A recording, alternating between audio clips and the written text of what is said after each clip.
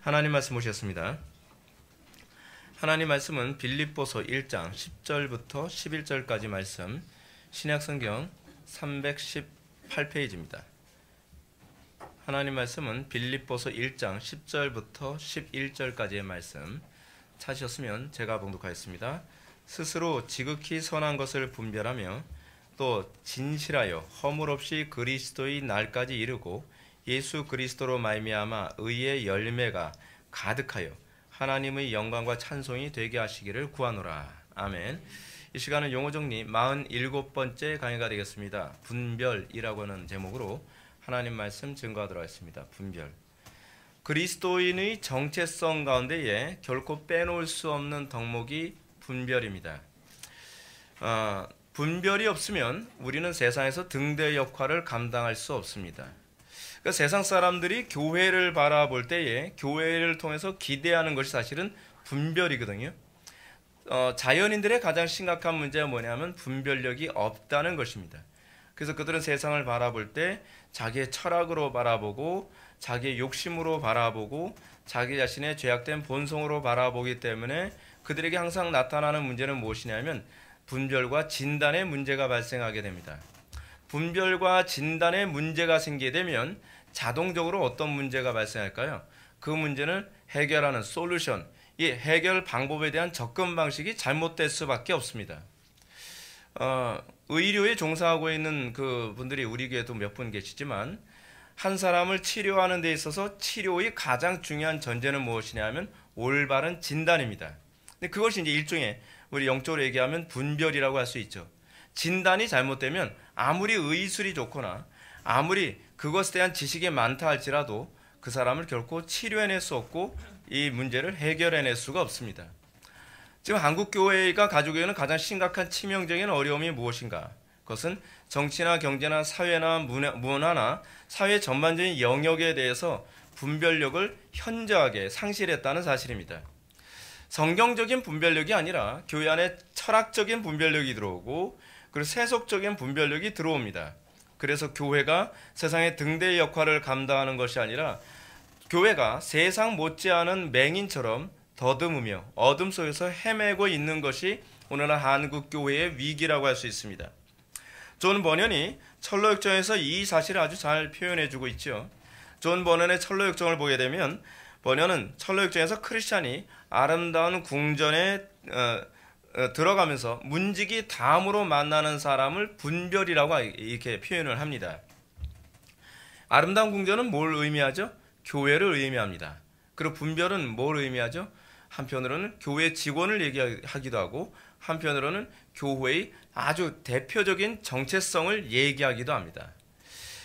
크리스찬이 교회에 들어갔을 때 분별이라고 하는 직원을 만납니다. 그리고 이 직원을 통하여서 그 신앙이 그 사람이 참 신앙인지 가짜 신앙인지 이 사람을 그리스도의 공동체 안에 받아들여줄 사람인지 받아들여져서는 안 될 사람인지를 이 분별이 진단을 합니다.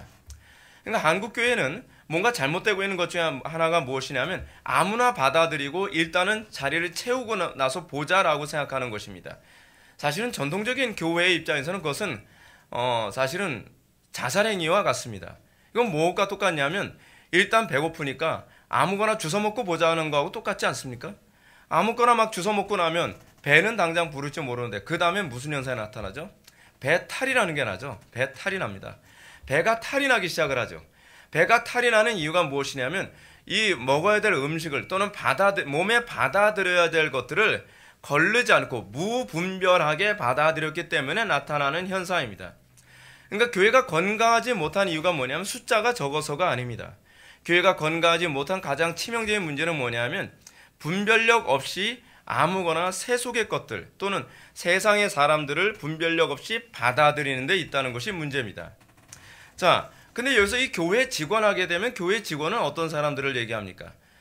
교회 정치학에서 봤을 때 교회 직원은 목사와 장로와 안수집사를 얘기하는 겁니다. 목사와 장로와 안수집사의 중요한 역할이 무엇이냐면 분별하는 역할을 합니다. 그들은 분별하여 세례를 주기 전에 이 사람이 세례를 받기에 합당한 사람인지 합당하지 못한 사람인지 그 사람의 신앙을 진단합니다. 우리 교회에서도 하는 작업이 있죠. 우리 교회에서도 새신자가 8주 동안 새신자 예비 교육을 하고 나면 저와 안수 집사님들이 같이 그 새신자들과 문답을 하고 이 사람을 교회 일원으로 받아들일 만한지 또는 받아들여서는 안 되는지를 우리가 회의에서 결정을 합니다. 어떻게 보면 좀 냉정합니다. 어떻게 보면은 아니 한 명이라도 더 못 와서 안 다려야 되는데 이 교회는 뭐 배짱이야. 우리 교회가 그렇게 배짱 부릴 만한 교회가 아닙니다. 배짱 부릴 만한 교회가 아님에도 불구하고 우리 교회가 숫자에 관심을 두지 않는 이유가 무엇이냐 하면 교회를 건강하게 하는 것, 그리고 교회가 교회답게 하는 것이 저는 목회의 1순위라고 생각하기 때문에 그렇습니다. 교회가 덩치 커지는 게 능사가 아닙니다. 교회가 교회다워야만 합니다. 여러분, 우리는 정수기라는 것을 사 먹습니다. 정수기라는 것을 통해서 우리는 물을 마십니다. 근데 정수기의 생명이 뭡니까? 필터 아닙니까? 필터에서 이 정수기에서 필터가 빠진다고 한다면 정수기는 의미가 없습니다. 그냥 수돗물을 틀어서 먹는 거나 별반 차이가 없지 않겠습니까? 우리가 비싼 돈 줘가면서 정수기를 사용하는 이유가 거기에 있습니다. 왜 많은 사람들이 교회를 찾습니까? 교회를 통해서 기대하는 바가 무엇입니까? 교회의 분별력 아니겠습니까? 교회가 세상의 필터의 역할을 하고 교회가 세상에서 분별력을 간직하지 못한다고 한다면 교회는 더 이상 세상에 존재해야 될 이유가 없어지게 되는 겁니다. 근데 이 분별력에 관한 문제는 소위 교회 직원들, 그러니까 목사나 장로나 안수 집사들에게만 요구되어지는 요소는 아닙니다. 이 요소는 모든 성도들에게 다 요구되어지는 겁니다. 그럼 목사와 장로와 안수 집사에게 이 분별력이 필요하다는 것은 무엇입니까? 이것은 일반 평신도들이 그 신앙생활을 하면서 분별력이 그만큼 커지고 성숙했다라고 판단되어지는 사람들 중에서 목사가 세워지는 것이고 그들 중에 장로와 안수 집사가 세워지는 것이라는 얘기입니다. 한국교회가 이거를 무시해버렸죠. 그래서 신앙도 없는 사람, 교회 안에서 좀 열심만 있으면 그냥 신학교 보내서 교회를 아수라장으로 만들어버렸습니다. 또 교회 안에서 돈 있고 세속적으로 권력 있고 그리고 말빨 센 사람, 그런 사람을 장로로 세우거나 안수 집사로 세워서 교회를 쑥대밭으로 만들어버리고 말았습니다. 맹인이 맹인을 인도하는 역할을 하게 만들었죠. 그래서 교회가 오늘날 이 지경까지 가게 된 것입니다. 한국교회 문제는 가장 근본적인 문제에서 출발을 합니다. 이 분별력에서 출발을 하고 교회 직원을 세우는 문제에서 이 문제가 발생하게 된 것이죠.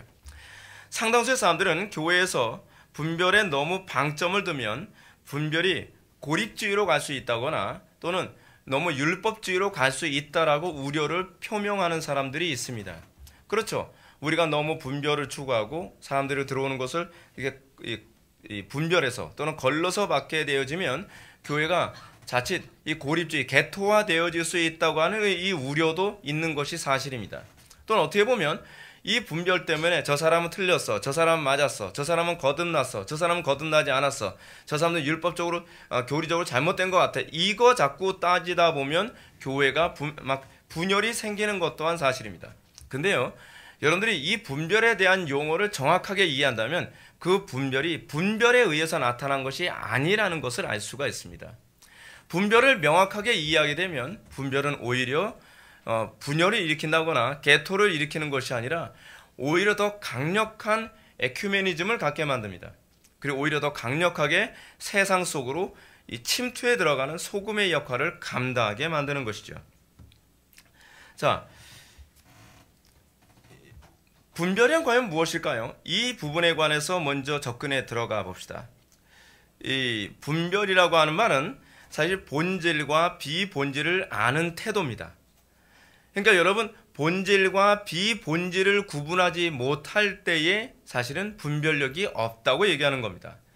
때문에 분별력을 지닌 사람들은 하나의 신앙 고백 안에서 신앙의 다양성을 볼 줄 압니다.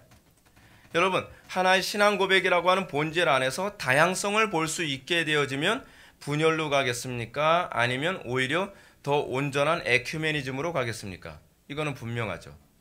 오늘날 상당수의 교회가 분열로 가게 되어지는 이유가 뭐냐면 거의 다수가 그렇습니다. 다 그런 건 아니지만 소위 다양성을 볼 줄 모르기 때문에 분열이 일어나는 겁니다. 구체적으로 말한다면 약간 어려운 얘기지만 철학적인 얘기를 합시다. 분별은 모든 것을 종과 류로 나누는 태도와 관련을 맺고 있습니다. 예를 들어서 꽃이라고 하는 것은 류에 속합니다.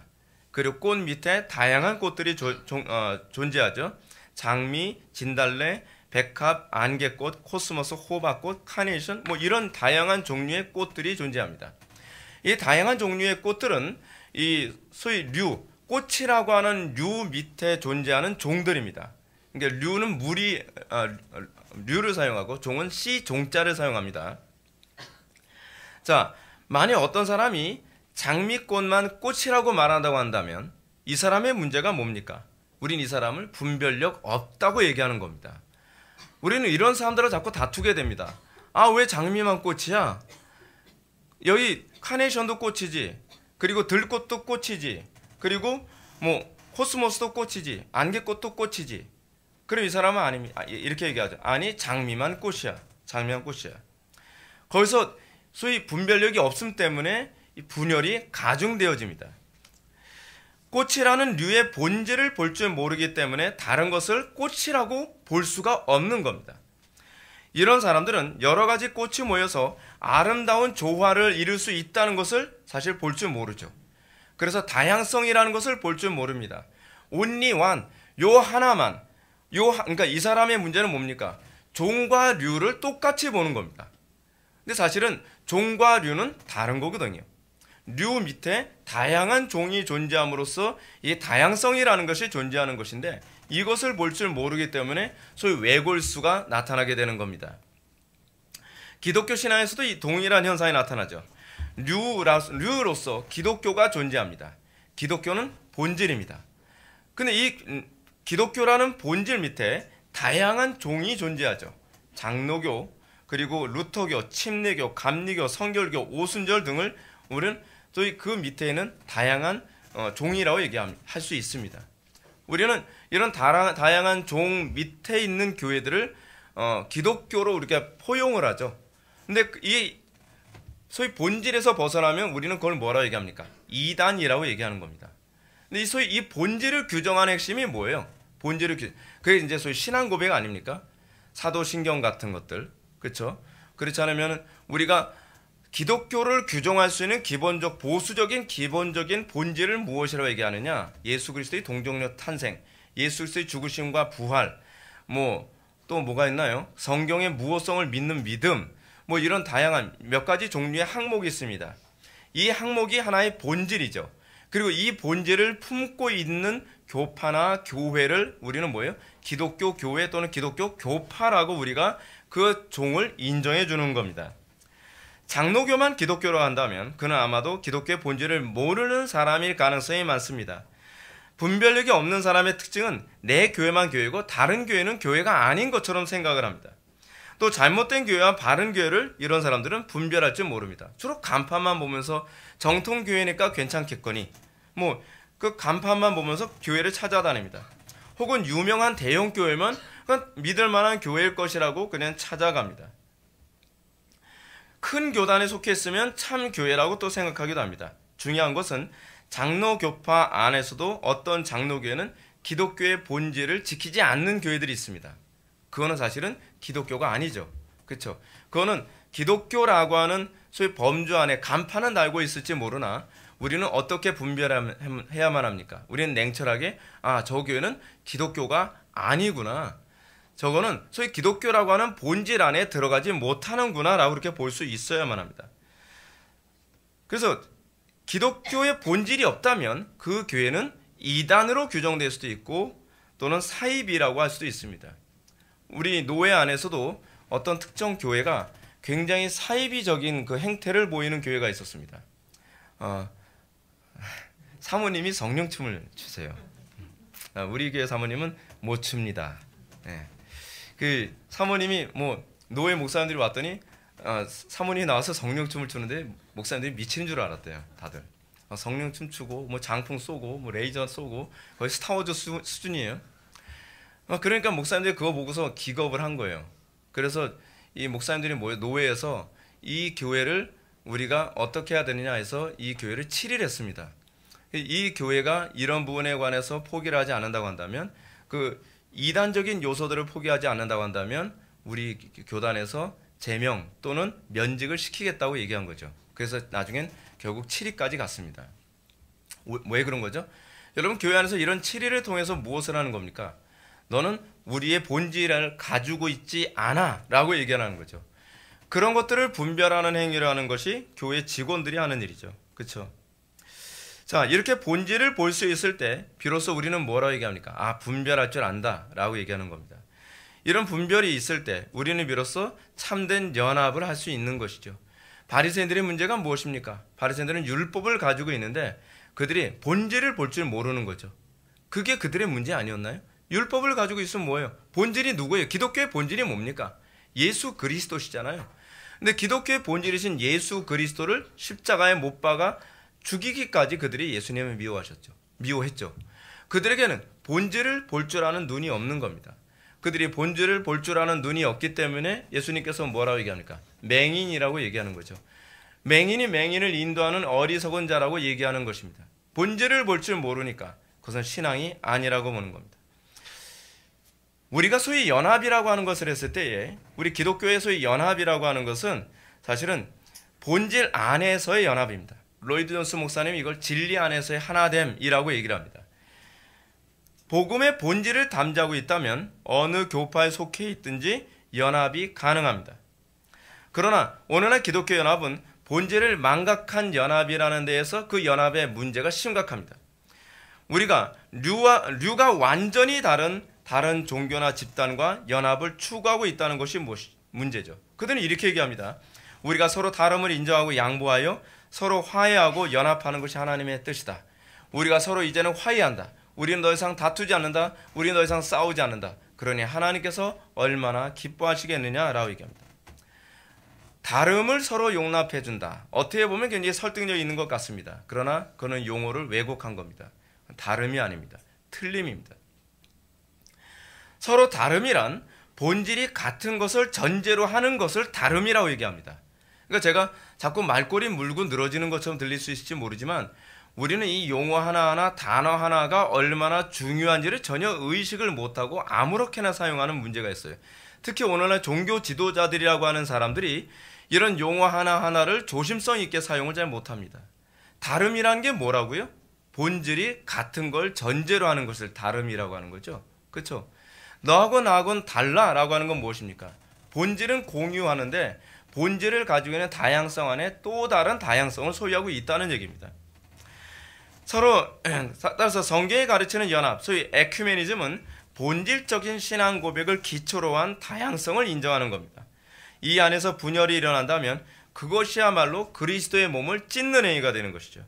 그러나 본질이 다른 것과 연합하는 것은 간음이요 배도라고 할 수 있습니다. 바울의 가르침처럼 의와 불법이 어찌 함께하며 빛과 어둠이 어찌 사귀며 그리스도와 벨리알이 어찌 조화되며 믿는 자와 믿지 않는 자가 어찌 상관하며 하나님의 성전과 우상이 어찌 일치할 수 있겠습니까? 그죠? 분별이 이루어지지 않는 시대의 문제점이 바로 여기 있습니다. 소위 개념이 없는 거죠. 본질을 볼 줄 모르는 거죠. 제가 개념을 얘기하는데 소위 개념을 얘기하는 것은 본질을 얘기하고 싶다는 얘기입니다.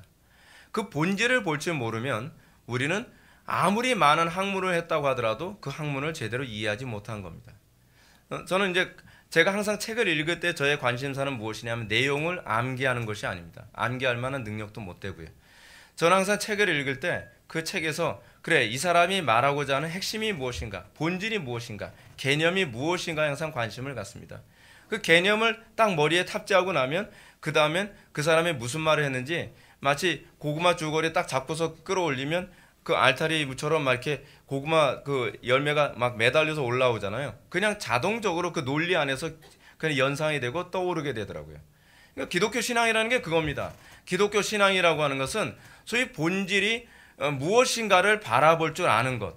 거기서 사실은 우리의 신앙이 방향성을 잡게 되는 것이죠. 여러분, 우리는 항상 무엇에 관심을 갖습니까? 우리 기독교인들은요. 우리는 이 시대에 본질이 무엇이냐고 해서 끊임없이 얘기하지 않나요? 인간의 본질은 뭐죠? 인생의 본질이 무엇이죠? 하나님을 믿는다는 것에 대한 본질이 무엇이죠? 근데 이 본질에 대해서 전혀 질문을 던지지 않습니다. 그냥 예수만 믿으면 된다고 생각합니다. 예수가 뭐냐고 물으면 자꾸 말하는 것에 대해서 딴지를 건다고 얘기해요. 아니, 딴지를 거는 것이 아니라 본질을 알고 믿느냐고 물어보는 겁니다. 소위 본질에 무관심하면서 교회만 다니니까 자꾸 어떤 현상이 나타나죠? 예수 얘기하면 다 기독교라고 생각을 하는 거예요. 신천지건 구천지건 뭐 하나님의 교회건 무슨 교회건 하나님의 교회, 여호와의 증인 뭐 이름도 다 그렇게 그런 예수를 얘기하고 뭘 얘기하면 그냥 그 용어에만 휩쓸려서 그냥 따라다니는 거죠. 그거에 대한 본질에 대해서는 알려고 하지 않습니다. 우리도 예수 믿어요. 근데 그 예수가 어떤 예수냔 말이에요. 본질은 모르고 그냥 그 명칭만 따라가는 거예요. 사도 바울이 뭐라 그러죠? 너희들의 문제는 무엇인지 아니? 너희들은 다른 예수, 다른 영. 지금 이 여기서의 다름은 본질의 다름입니다. 이 본질이 다른 것을 너희들이 추구하고 있어라고 사도 바울이 얘기하고 있죠. 근데 우리는 내가 본질이 다른 것을 추구하고 있는지를 전혀 진단해내지 못하고 무너지고 있습니다. 이게 한국교회 현실입니다. 한국교회 현실이에요. 그래서 한국교회를 보고 뭐라고 얘기합니까? 분별력이 떨어진다고 얘기하죠. 세상 사람들보다 분별력이 더 떨어집니다. 가정의 본질이 무엇인지도 모르고 예수 믿음에 대한 본질이 무엇인지 모르고 직업의 본질이 무엇인지 모르고 우리 개혁자들이 끊임없이 외쳤던 게 사실 다 본질 얘기한 거거든요. 근데 우리는 그 본질에 대해서 무관심하고 인생을 허비하고 있습니다. 자, 그럼 한번 볼까요? 그렇다면 분열이 율법주의로 가게 한다는 이 주장에 관해서 한번 생각해 볼까요? 상당수의 목회자들이 교리를 가르치면 분열과 아울러 율법주의가 성행하게 된다고 우려한다고 그랬습니다. 이런 우려를 해결하는 것은 그것도 바로 앞에서 언급했던 본질과 비본질에 대한 관점에서 이해하면 명확해집니다. 율법주의의 문제는 본질보다는 외형에 더 큰 비중을 둔다는 데 있습니다. 기도를 했는가 하지 않았는가에 관심을 갖는 거죠. 또는 주일을 성수했는가 성수하지 않았는가, 헌금을 했는가 안 했는가, 뭐 이런 것들이 율법주의자들의 관심사입니다. 내용엔 관심이 없죠. 어떤 기도를 했느냐는 관심이 없습니다. 그리고 기도를 하는 목적이 무엇인가에 관해서는 별로 관심이 없죠. 주로 뭐에 관심을 갖죠? 했어 안 했어? 그렇죠. 헌금 했어 안 했어? 주일 성수 했어 안 했어? 했어 안 했어? 이 동사가 얘기하는 것처럼 겉으로 보여지는 행위에만 주로 관심을 갖는 거죠. 예수님은 이런 율법주의들을 향해서 뭐라고 얘기합니까? 회칠한 무덤이라고 얘기하죠. 이들은 율법의 형식은 철저히 지키지만 율법의 본질인 정의와 긍휼과 믿음은 저버렸다는 것이 문제입니다. 이런 모습은 신앙의 초신자들에게서 흔히 나타나는 모습이거든요. 신앙의 초신자들은 본질을 잘 모릅니다. 그냥 교회만 왔다 갔다 합니다. 그러면서 그냥 여기서 더 이상 본질을 가르치지 않으면 형식주의자가 되기 쉬운 거예요. 신앙의 초신자들은 겉으로 드러난 것만이 전부인 것처럼 보입니다. 그러나 신앙이 자라고 분별력이 생기는 신자는 어떻습니까? 연약한 신자들을 참고 인내하며 이해하게 됩니다. 저 사람이 주일 성수를 못했다 할지라도 본질을 저 사람이 포기했는지 그렇지 않은 본질이 아닌 외형을 포기한 것인지를 볼 줄 아는 눈이 생기기 시작합니다.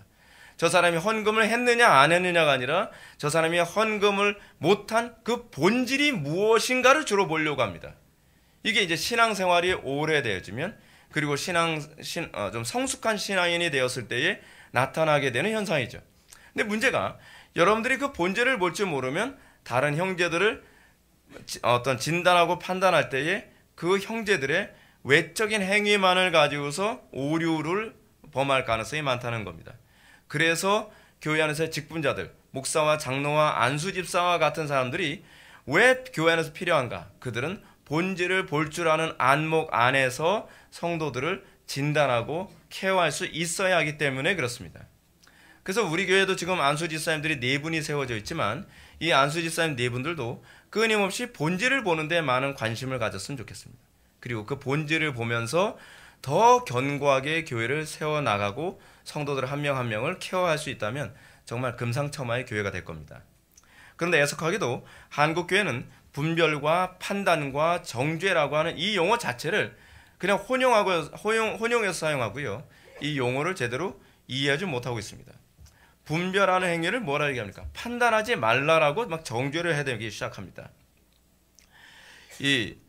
아마도 이런 모습은 오류와 불성실로 가득한 목회자가 자신의 목회와 또는 설교를 위장하기 위한 방편으로 용어를 악용하는 것 같습니다.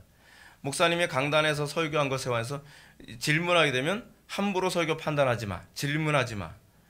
그래서 그 입에 자꾸 재갈을 자꾸 물리려고 하죠. 왜요? 자기가 전혀 이 자기 자신의 불성실이 교인들 앞에 드러날까봐 두려운 거죠. 이런 태도는 성경적인 태도가 아닙니다. 성경은 사도들의 가르침이라고 하더라도 분별의 대상이라고 가르칩니다. 여러분들이 설교를 들을 때 여러분들이 설교를 분별해서 들으라는 얘기는 무슨 얘기냐면 설교의 본질을 볼 줄 알아야 된다는 얘기입니다. 상당수의 교인들이 설교의 본질은 볼 줄 모르고 설교의 표현만을 문제시 삼는 경우도 많이 있죠. 이게 이제 소위 설교를 잘못 듣는 전형적인 현상입니다. 자, 이 사도행전 17장 11절을 보게 되면 베레아 사람들에 대해서 베레아 사람들이 사도들의 가르침에 대해서 어떻게 반응을 했다고 얘기합니까?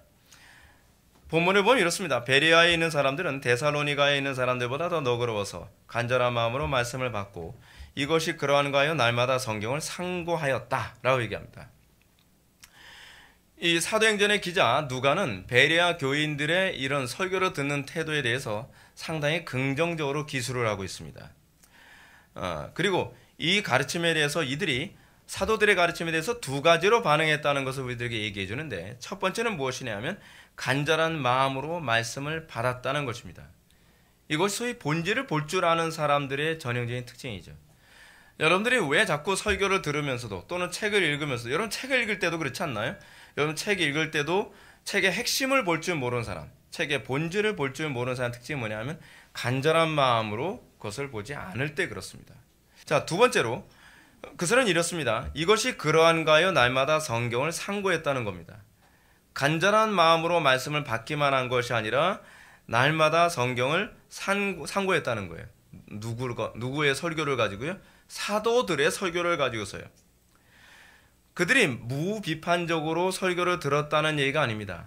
성경 우리들에게 무비판적으로 설교를 듣는 것을 결코 우리에게 권하지 않습니다. 여러분들이 설교를 들을 때에 여러분들이 성경이 아닌 이상은 무비판적으로 듣는 것은 결코 바람직하지 않습니다. 그들은 이것이 날마다 그러한가 하여 날마다 성경을 상고했다고 합니다. 그래서 상고에 해당하는 헬라어 아나크리노라고 하는 단어는, 크리노라고 하는 단어 자체가 정죄하다라는 의미거든요. 거기다가 아나라고 하는 접두사가 붙었어요. 그래서 어떤 의미를 가지고 있냐면 조사하다, 검토하다 또는 신문하다라고 하는 이런 의미로 사용되어지는 단어예요.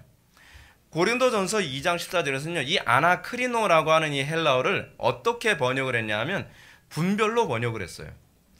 그러니까 여러분들 설교를 들으면서 어떻게 해야 돼요? 아나크리노, 분별해서 들어야 돼요.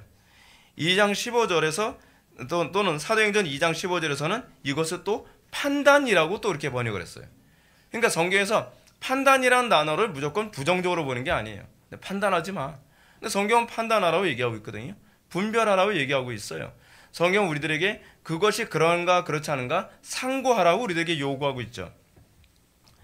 그래서 우리는 설교를 들을 때에 여러분들이 비록 제 설교를 듣더라도 그것이 그런가 아닌가 또는 하나님의 말씀인가 아닌가 신중하게 조사하고 검토하여 분별하며 듣는 태도를 견지하는 것이 성경이 우리들에게 요구하는, 또는 성령이 그 심령 속에서 역사하는 자들에게 나타나는 특징이라는 것을 성경은 우리들에게 그렇게 가르치고 있습니다. 그래서 우리가 분명하게 기억해야 될 점이 있습니다. 신자란 설교자를 맹목적으로 추종하는 사람이 아니라는 겁니다. 오늘날 우리나라의 정말 심각한 문제가 뭐냐면 어떤 사람이 목회를 잘하는 사람이냐, 교인들을 맹목적으로 추종하게 만드는 사람이 설교를 잘하고 목회를 잘하는 사람인 것처럼 인정받고 있습니다. 그건 잘못된 겁니다. 물론 목회자의 입장에 있는 저로서는 여러분들이 맹목적으로 저를 추종하면 편하죠. 제가 거짓말해도 무조건 아멘, 제가 헛소리해도 아멘, 뭐 해도 아멘, 제가 교회 재정을 막 수십억을 막 써도 아멘. 여러분 그건 아멘이 아니에요. 이게 광신 집단이죠. 이게 사이비 집단의 전형적인 특징이거든요. 기독교가 진리를 추구한다고 하면 목사를 추구하는 게 아니어야죠. 말 그대로 진리를 추구하는 것이어야만 합니다. 여러분, 성경은요, 목회자를 맹목적으로 추종하는 신자를 좋은 신자라고 가르치지 않습니다. 이런 신자를 이렇게 또 맹목적으로 교인들의 목회자를 추동하도록 만드는 것을 종교 사기라고 얘기합니다. 이런 태도가 한국교회에서 교주가 많이 나오게 만드는 원인을 제공합니다. 한국교회 교주가 많잖아요. 우리나라에는요, 하나님만 몇 분이라고 그랬죠? 하나님이 몇 분이더라? 예수님이 한 30 몇 분 되고 하나님이 몇 분 돼. 끝내주는 나라예요. 예. 하나님이 이렇게 많이 우리나라를 지켜줘요. 예. 이런 메시아가 뭐 30명이 넘으니 이 나라가 망할 수가 없죠. 예. 메시아가 동방불패니까. 이게 여러분 어떻게 돼가는 겁니까 도대체? 근데 여러분 이렇게 메시아를 그리고 하나님을 자꾸 만들어내는 원인이 어디 있나요? 교인들이 맹목적으로 목회자를 추종하기 때문에 그렇습니다. 목회자도 문제지만 광신적으로 목회자를 따라다니는 이런 광신도들도 문제입니다. 그들 피해자라고요? 뭐 피해자일 수 있죠. 그러나 한편으로 보면 그들도 가해자입니다. 그들에 의해서 이 나라, 이 한국교회가 더 썩고 타락하고 있으니까요. 그런 사람들 아무리 얘기해도 귀담아 듣지 않습니다. 바울의 가르침처럼 목사는 하나님과 성도 사이에서 중매쟁이 역할을 하면 자기의 임무는 끝나는 겁니다. 목회자는 자기를 추종하는 세력들을 만들기 위해 목회하는 것이 아닙니다. 그렇다고 해서 목사를 무조건 의심의 눈초리로 바라보며 불신해야 된다는 말이 아니에요. 이제 제가 설교를 했어요. 이제는 독수리의 매처럼 쳐다봐야지. 저 양반 무슨 소리야. 사기치는 거 아니에요? 저 단어 문제 있어. 그러지 말라는 거예요. 그러라고 제가 이렇게 가르치는 거 아닙니다, 여러분. 바울 사도의 가르침처럼 말씀과 가르침에 수고하는 장로는, 여기서 장로는 목사를 얘기합니다. 이 장로는 특별히 더 존경하고 사랑해야 마땅합니다. 제가 이런 설교하면서도 간이 떨려요, 간이. 근데 여러분들 잘 들으셔야 돼요. 본질을 보실 줄 알아야 된다는 얘기예요. 물론 우리 교회 성도도 안 그럴까라는 걸 알지만, 다시 말해서 신자들은 분별과 존경 사이에 균형을 잡아야 된다는 얘기입니다. 존경하는 거 좋아요. 근데 분별을 못하는 존경은 광신이 돼버린다니까요. 근데 분별한답시고 맨날 숨은 그림 찾기 하듯이 맨날 그런 식으로 설교 듣지 말란 말이에요. 그럼 뭐가 되죠? 율법주의로 가는 거예요. 신앙은 항상 균형이죠. 이쪽 극단이나 이쪽 극단에 떨어지지 않고 딱 양쪽 균형을 잡을 때 우리는 그 사람을 건강한 신자라고 얘기합니다. 성도들은 인격적으로 목회자를 존경해야 마땅합니다. 하지만 이것과 별개로 보라는 거예요. 그분을 인격적으로 존경하더라도 가르치는 내용에 대해서는 신중하게 분별하는 태도를 견지하는 것이 좋습니다. 그것이 여러분들이 사실은 목회자를 보호하는 것이기도 합니다.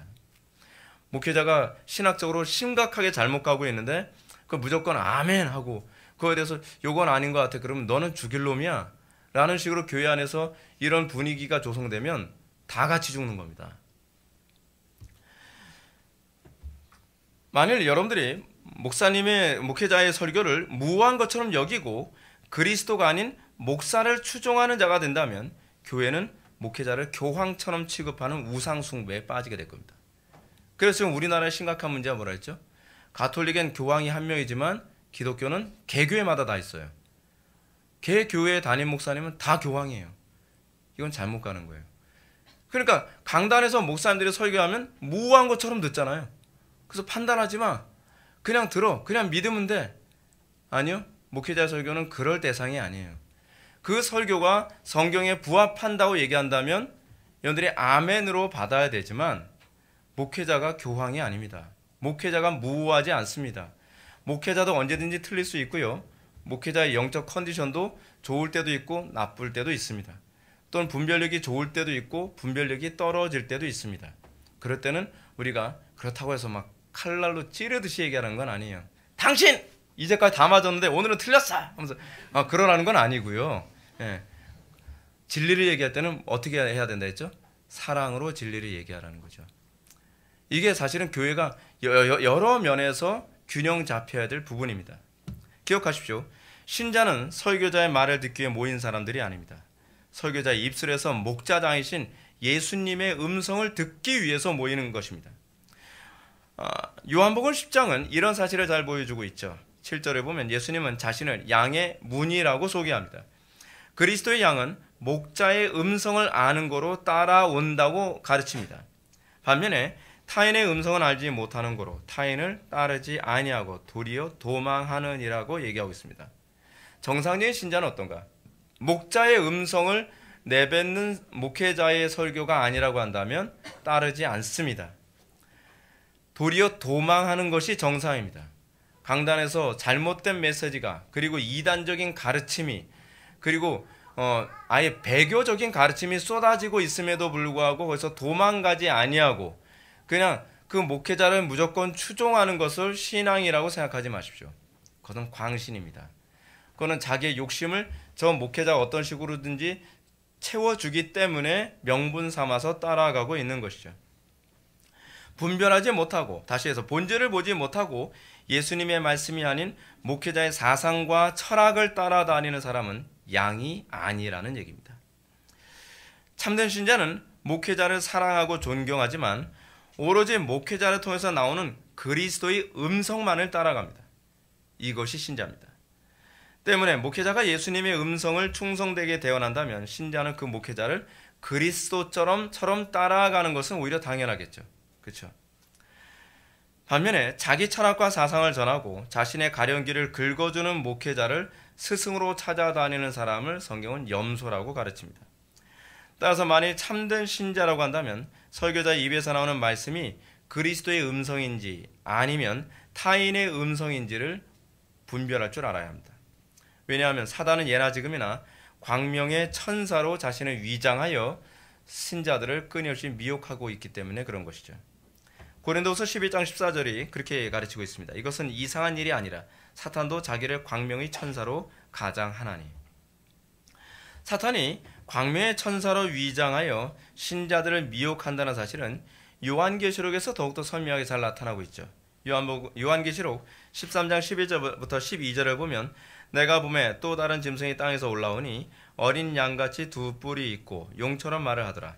그가 먼저 나온 짐승의 모든 권세를 앞에서 행하고 땅과 땅에 사는 자들을 짐승에게 경배하게 하니 곧 죽게 되었던 상처가 나은지라. 그래서 사도 요한이 미혹하는 영에 대해서 얘기합니다. 땅에서 또 다른 짐승이 하나 나온다고 얘기합니다. 근데 그 짐승의 외형을 보니까 양처럼 두 뿔이 있다고 얘기합니다. 양처럼 두 뿔이 있다는 것은 겉으로 봤을 때는 그리스도를 너무나 닮았다는 얘기입니다. 거짓 선지자의 특징이 그렇습니다. 겉보기에 참된 목회자처럼 위장을 하는데 천재적입니다. 이들은 도덕적으로 뛰어난 방식으로 위장할 수도 있습니다. 또는 점잖고 종교적 열정이 있으며 아주 친절한 태도를 통해서 자신을 참된 목회자로 위장할 수 있다는 겁니다. 뿐만 아니라 13절에 의하면 이들은 큰 이적을 행하여 사람들 앞에서 불이 하늘에서 땅에 내려오게 하기도 한다고 얘기합니다. 기사와 이적도 행한다고 합니다. 자, 근데 그 이적의 출처를 사도 요한은 뭐라고 얘기하냐면 짐승 앞에서 받은 이적이라고 얘기합니다. 생각해 보십시오. 도덕적으로 훌륭합니다. 말도 청산유수처럼 잘합니다. 그리고 굉장히 친절하고 점잖고 종교적 열정도 있습니다. 그런데 거기다가 이 사람이 기사와 이적까지 행합니다. 병도 고쳐요. 능력도 행해요. 금가루도 뿌려요. 그리고 그 교회에서 설교 듣고 나면 막 복 받아요. 자, 이런 목회자라고 하더라도 여러분들 분별하기 너무 어렵지 않을까요? 그럼에도 불구하고 분별력 있는 신자는 그의 행동을 보는 것이 아니라 그의 입술에서 무엇이 나오는지를 보게 된다는 겁니다. 그래서 요한계시록 13장 11절 보면 이 거짓 선지자가 용처럼 말을 하더라 라고 얘기합니다. 그렇다면 목소리가 이렇다는 얘기가 아니죠. 그렇죠? 그의 메시지 자체가 굉장히 심각하다는 거죠. 그래서 이 용처럼 말한다는 것이 무엇인가를 12절에서 설명해 줍니다. 뭐라고요? 처음 짐승에게 경배하게 하는 것입니다. 우상을 숭배하게 하는 것입니다. 하나님을 섬기도록 하는 것이 아니라 세상을 섬기도록 만들고, 하나님을 섬기도록 하는 것이 아니라 다른 종교에 대해서 관대하게 만들고, 하나님을 섬기도록 하는 것이 아니라 재물을, 명예를, 성공을, 그리고 행복을 숭배하도록 만드는 것입니다. 여러분들 이렇게 하는 사람들 좋아합니다. 여러분들 행복하게 만들어준다는데, 여러분들 부자로 만들어준다는데, 여러분들을 건강하게 만들어준다는데, 여러분들 성공하게 만들어준다는데 싫어할 사람이 어디 있겠습니까? 그리고 여러분들의 감정을 숭배해 주는데 싫어할 성도들이 어디 있겠습니까? 수많은 사람들이 그렇게 넘어간다는 거죠. 근데 놀랍게도 이 가르침이 구약에도 똑같이 나오는 부분이 있습니다. 신명기 13장입니다. 신명기 13장을 보게 되면 모세는 너희 중에 선지자나 꿈꾸는 자가 일어나서 이적과 기사를 보이고 더 나아가 그 이적과 기사가 그 말대로 이룰지라도 그 선지자나 꿈꾸는 자의 말을 청종하지 말라고 얘기합니다. 기사와 이적이 이루어져요. 또 예언을 하는데 예언이 이루어진단 말이에요. 근데 청종하지 말래요. 그 이유가 무엇인가? 그들이 꿈과 환상과 기사와 이적을 통해서 목표로 하는 바가 요한계시록에서 얘기하는 것 똑같아요. 다른 신을 우리가 조차 섬기자는 거예요. 다른 신을 섬기게 하는 것, 하나님을 높이고 하나님을 섬기도록 하는 것이 아니라 결국 그렇게 사람들의 마음을 사로잡아서 우상을 숭배하게 하는 쪽으로 이끈다고 한다면 그거는 가짜라는 겁니다. 좀 오늘날 지금 그러지 않나요? 오늘날 지금 한국교회에서도 지금 심각한 게 뭡니까? 정치적으로 자기네들이 원하는 얘기를 해줘요. 근데 그 사람들이 인격적으로 훌륭한 사람도 있어요. 또는 기사와 이적을 행하는 사람들도 있어요. 근데 그 사람들이 정치를 숭배하는 사람들이다 보니까 또는 이 땅에서 풍요와 즐거움과 행복을 숭배하는 사람들이다 보니까 그 사람이 어떤 말을 했든 그 사람이 누구를 숭배하게 만들었던 건 중요하지 않다는 거예요. 중요한 건 그 사람이 내가 원하는 신을 숭배하도록 이끌기 때문에 그가 한 모든 말과 행동에 대해서는 전혀 문제 삼지 않죠. 성경은 구약이나 신약이나 우리에게 동일하게 그런 부분을 경고하고 있습니다. 그래서 우리는 목회자의 말을 맹목적으로 따르는 태도가 얼마나 위험한지 알 수 있습니다. 그가 비록 인격적으로 훌륭하고 매력 있으며 기사와 이적과 능력을 행하는 사람이라도 그 가르침이 참 하나님을 경외하고 섬기도록 인도하는 것인지 아니면 짐승을 경배하도록 유도하는 것인지 분별할 줄 알아야만 합니다. 결국 뭐예요? 본질을 볼 줄 알아야 된다는 거예요. 설교자가 광장에서 모진 고난과 괴로움을 극복하며 나를 따르라라고 외치는 애국자라 하더라도 다르지 않습니다. 제가 지금 누구 얘기하는지 알죠? 보네퍼 같은 사람을 얘기하는 것이기도 합니다. 또 보네퍼의 사상을 따르는 요즘 한국교회 여러 사람들을 제가 얘기하는 것이기도 하죠. 가난한 자들의 아버지처럼 행동하는 사람이라도 분별해야만 합니다. 병을 고치고 신비한 체험을 하게 하는 사람이라도 냉철하게 분별할 줄 알아야만 합니다. 무엇보다 이 시대는 세상 철학과 속임수로 신자들을 가르치는 목회자들을 조심해야만 합니다. 오늘날 여러분 한국교회 안에 신학적으로 설교를 굉장히 잘하시는 분들 많습니다. 근데 그분들의 설교를 가만히 들어보면 칼바르트의 신학적 관점을 가지고 자기 자신을 숭배하도록 한다든지 세속적인 철학을 숭배하도록 또는 자신의 사상을 따르도록 숭배하도록 요구하는 그런 목회자들이 있습니다. 근데 교인들이 볼 줄 모르죠. 왜요? 그리스도인들은 오늘날 기독교인들이 본질을 볼 줄 모르기 때문에 그렇습니다. 이들은 회중들로 하여금 자신의 감정, 돈, 명예, 행복을 숭배하도록 이끌어갑니다. 이것도 일종의 짐승에게 경배하게 하는 것이죠. 그리고 그들은 그냥 표현만을 가지고서 얘기합니다. 우리 목사님도 십자가 엄청 많이 얘기하세요. 우리 목사님도 사랑 엄청 얘기 많이 하세요.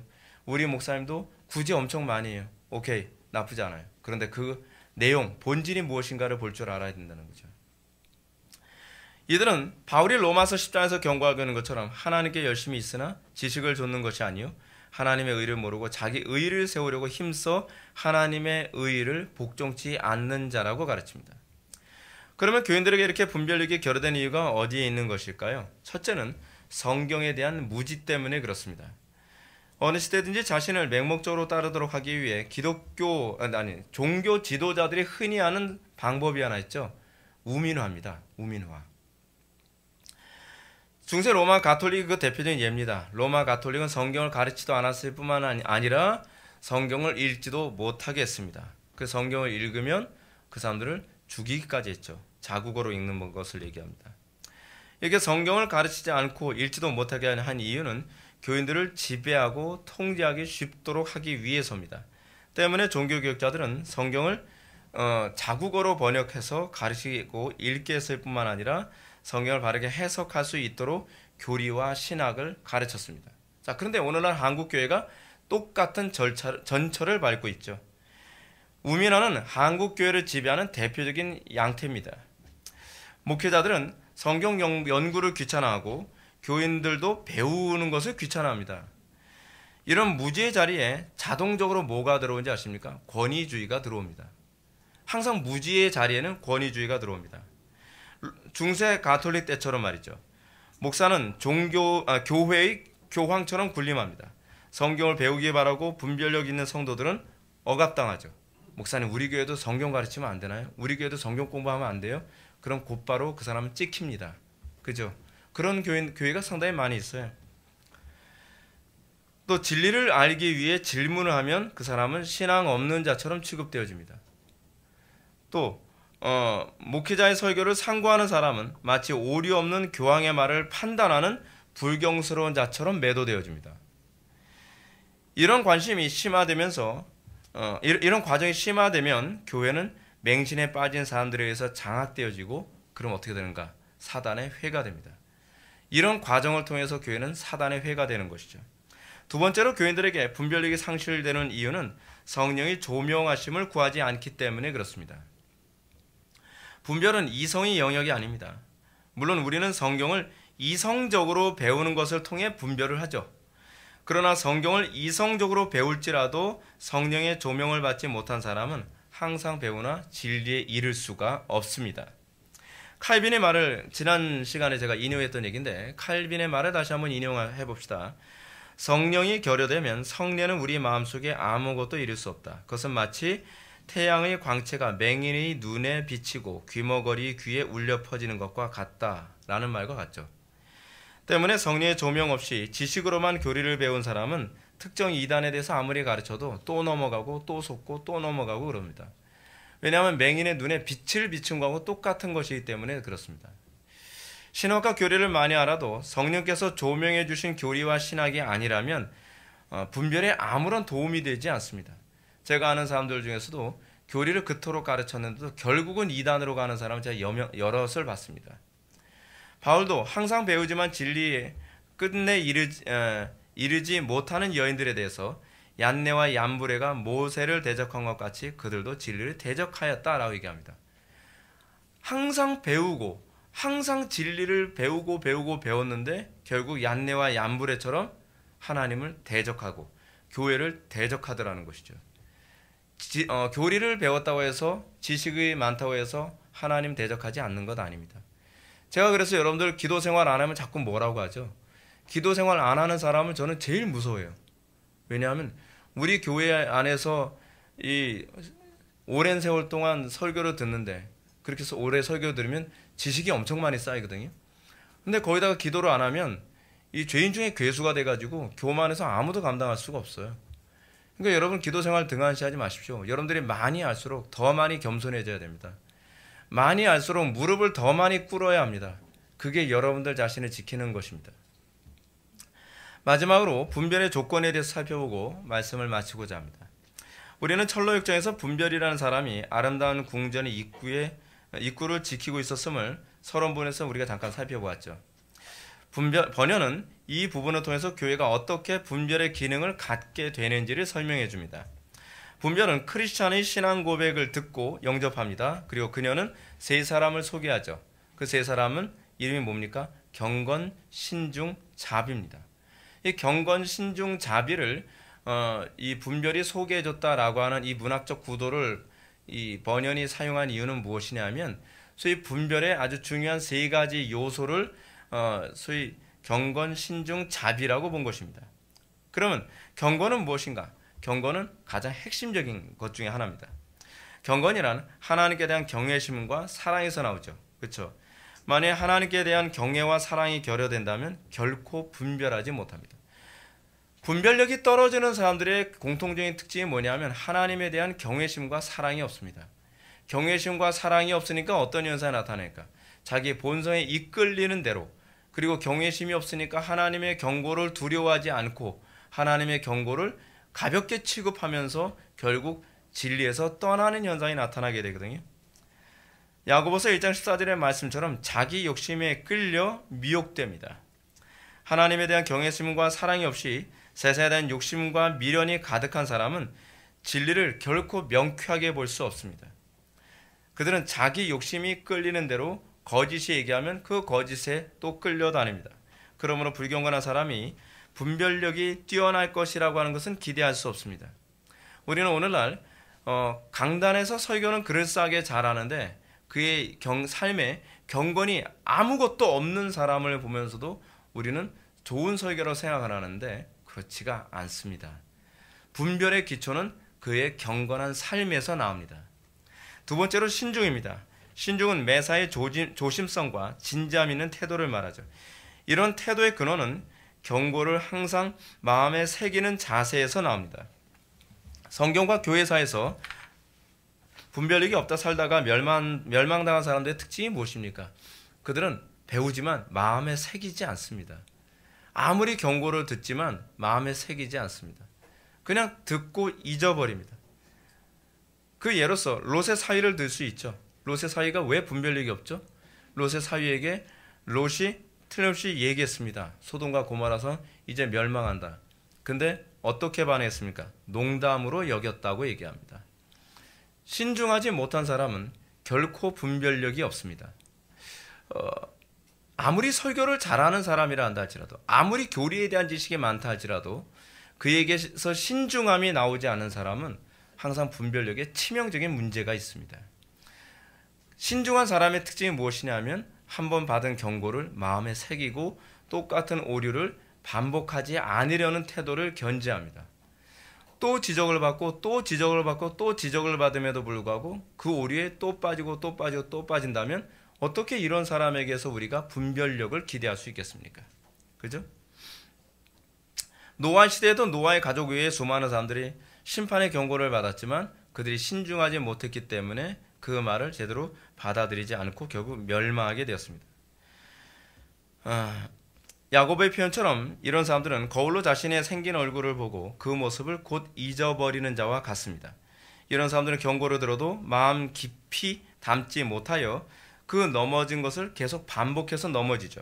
베드로가 얘기하는 것처럼 참된 속담에 이르기를 개가 그 토하였던 것에 돌아가고 돼지가 씻었다가 더러운 구덩이에 도로 누웠다 하는 말이 그들에게 응하였도다 라고 얘기합니다. 이들의 특징은 신중하지 못하다는 데 있습니다. 마지막 세 번째로 분별의 요소는 자비죠. 자비라는 그 단어가 영어로 mercy라고 하잖아요. mercy. 이 mercy 영어로 긍휼히 여김을 얘기하죠. 이는 하나님의 사랑에 기초한 이타적인 사랑의 태도를 얘기합니다. 모든 올바른 분별은 율법의 이중계명처럼 하나님 사랑과 이웃 사랑에서 나옵니다. 여러분, 분별의 기초가 뭡니까? 주의 계명 아닌가요? 율법이잖아요. 근데 그 율법이 뭐예요? 사랑이죠. 사랑. 그 하나님 사랑, 이웃 사랑이라고 하는 이 카테고리 안에서 우리는 모든 것을 분별하는 기초가 나오게 됩니다. 우리가 분별하는데 어두워지는 이유가 무엇이냐면 하나님을 사랑하지 않기 때문에, 그리고 이웃에게 어떻게 사랑을 실천하는 것인지를 알지 못하기 때문에 분별을 못합니다. 왜 우리는 자녀 양육하는 데 실패하죠? 왜 우리는 분별하지 못하죠? 그것은 하나님을 사랑하는 마음과 이웃을 내 몸처럼 사랑하는 마음으로 자녀 양육을 바라보지 못하기 때문에 그렇습니다. 나라의 정치를 우려합니다. 그리고 국가를 사랑한다고 얘기합니다. 그런데 하나님 사랑, 이웃 사랑이라고 하는 율법의 이중 계명의 관점에서 보지 아니하면 그 부분에 대해서 진단하고 해결하는 솔루션이 굉장히 잘못된 길로 갑니다. 항상 우리의 분별은 사랑에서 출발해야만 합니다. 하나님 사랑, 이웃 사랑이 없는 사람은 결코 그에게 분별을 기대할 수가 없습니다. 분별은 이 사랑은 분별의 기준이 됩니다. 그래서 우리에게 끊임없이 하나님의 사랑을 우리의 마음속에 부어달라고 해야만 합니다. 그리고 그 사랑 안에서 우리가 모든 것을 분별하고 그리고 그 안에서 항상 본질을 볼 수 있는 저와 여러분들 되기를 바랍니다. 분별에 대한 정의를 얘기하겠습니다. 분별이란 하나님과 이웃을 사랑하고 경건하며 신중함으로 세상과 구별된 삶을 살도록 하는 변화된 성품입니다. 기도하시겠습니다. 사랑이 많으신 하나님, 우리에게 분별할 수 있는 성품을 회복시켜 주시고 또한 우리의 마음속에 본질을 볼 줄 아는 안목을 허락하여 주옵소서. 이 세상은 분별하지 아니하면 세상과 구별할 수 없고 분별하지 아니하면 세상에서 소금과 빛의 역할을 감당할 수 없는 줄 압니다. 우리의 마음속에 분별력을 허락하여 주이사 어디에 가든지 복의 근원으로 살게 하여 주옵소서. 예수님의 거룩하신 이름으로 기도올렵나이다. 아멘.